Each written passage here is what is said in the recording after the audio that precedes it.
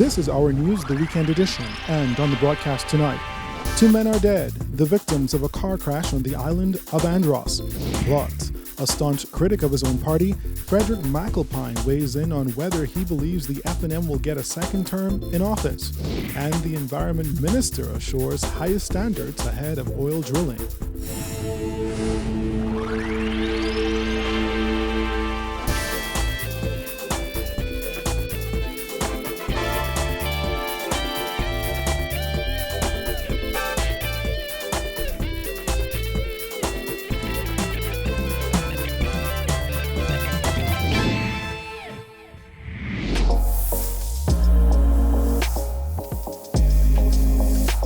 Our news is brought to you by ALLEDGED. Good evening, I'm Andrew Knowles, and thanks so much for joining us. Topping news this evening. Police are investigating a double traffic fatality on the streets of Kemps Bay, Andros, that's left 2 men dead. The tragic incident unfolding shortly after 6 p.m. on Saturday. Police say a male driver and passenger were traveling south on Queens Highway when the driver reportedly lost control and collided into the Bank of the Bahamas building. Now, we're told both men sustained serious injuries and eventually succumbed on the scene. The incident marks the 3rd traffic death in a 24-hour period after a male was struck by a vehicle on the Tonic-Williams-Darling Highway in the area of the tennis courts on Friday night. Well, back here in the capital, 1 man is in custody, assisting police with their investigations into the alleged abduction of a 6-year-old girl early this morning. Police say it was around 2 a.m. Sunday when a man reportedly entered a home off of Wilton Street and abducted the 6-year-old little girl. Now, a short time later, the girl was discovered walking in the area of Woodland Gardens by a passerby who took her to the Wolf Road police station. That's all the information police are providing at this time. Now, this apparent kidnapping follows that of 3-year-old Shavar Thurston 2 weeks ago. You may recall Thurston was on his bicycle in the front of his home when 2 women came from a silver vehicle, took him from his bike, placed him into the vehicle, and sped away. Shavar was later dropped off the next morning at a wash house. Police have still made no arrests in connection to that particular incident.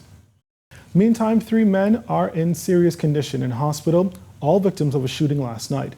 The trio were sitting outside a home on East Avenue, Millers Heights, shortly after 11 p.m. when they were reportedly approached by a group of males armed with firearms who opened fire on them. All 3 of the men were shot. The suspects then fled the scene in a gray Honda Accord. The trio were taken to hospital in a private vehicle. As investigations continue, police are appealing for the public's assistance in identifying and locating the persons responsible for this shooting. In other news this evening, the jury is still out on a second term in office for the Free National Movement. That's according to outspoken PINERIDGE MP Frederick McALPINE, who has been critical of government on several issues. Our Jared Higgs tells us more. Right now, that might be a tall order. McALPINE's comments follow several predictions by Prime Minister Dr. Hubert Minnis that he would win a second term in office during the 2022 general election. The PINERIDGE MP says it's too early to tell. People in the Bahamas are still at a wait and see. Grand Bahama is still struggling. The embattled PINERIDGE MP also addressed his relationship with the Prime Minister. Minnis fired McALPINE and 2 other MPs after they failed to support government's VAT hike back in June 2018.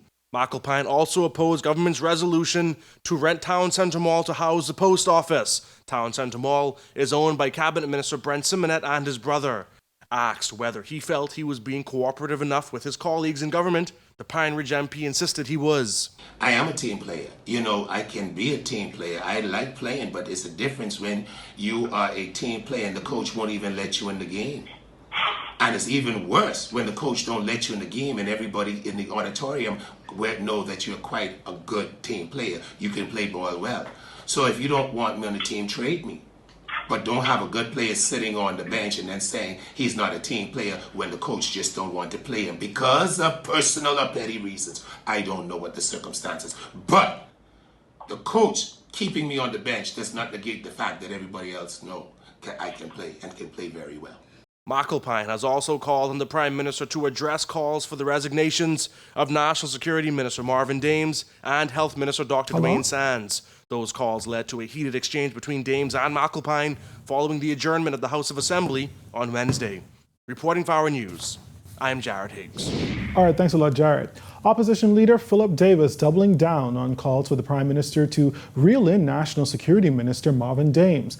After Dames got into a heated moment with fellow F&M MP Frederick McAlpine this past Wednesday, Davis said he feels the National Security Minister has an anger issue and that the Prime Minister should address what's going on.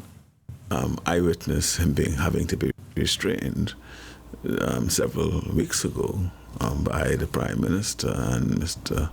Simonet when the question arose, when I raised the question about resignation in Parliament.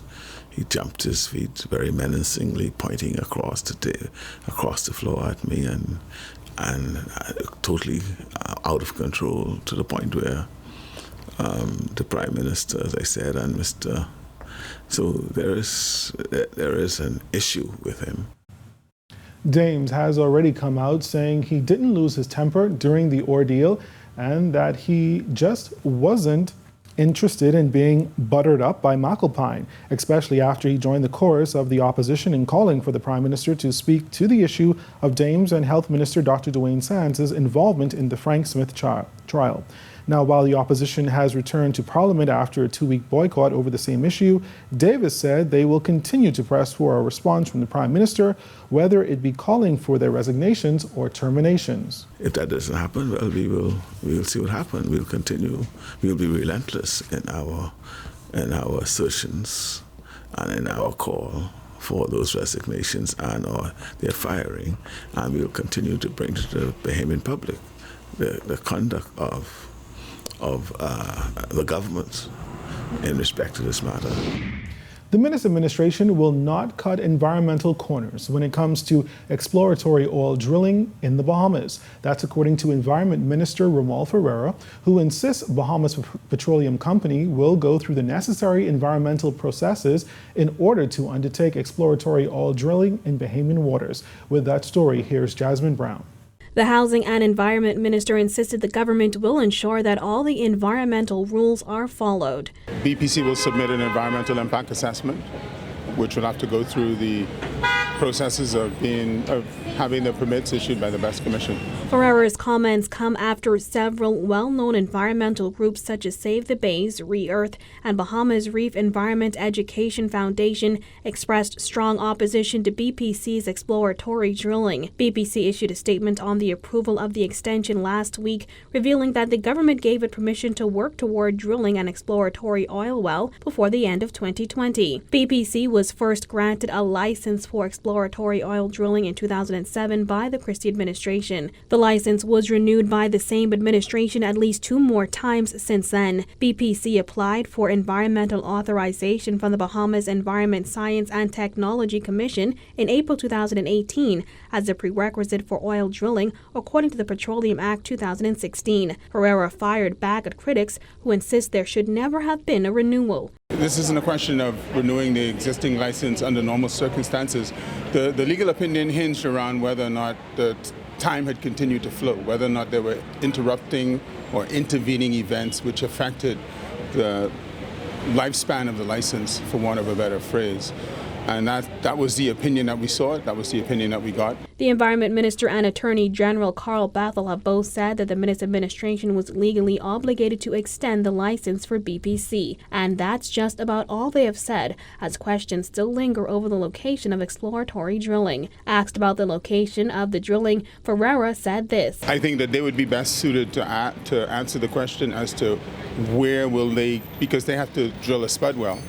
As you, of course, you know, that whole process is very expensive.